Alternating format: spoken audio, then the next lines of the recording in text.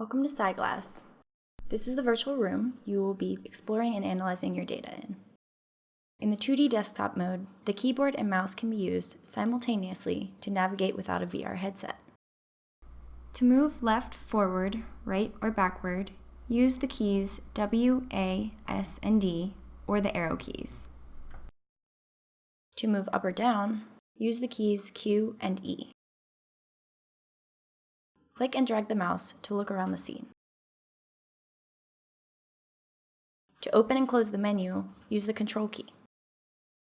Pull down on the settings sliders for more precise visual alterations.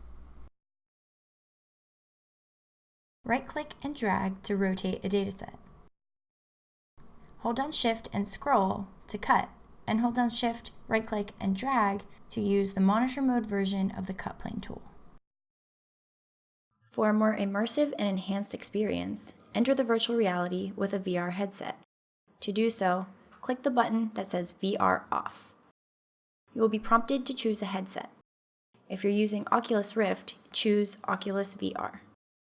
All other headsets will be compatible with the Steam VR option. Turn on your controllers, put on your headset, and have a look around. Welcome to syGlass Virtual Reality.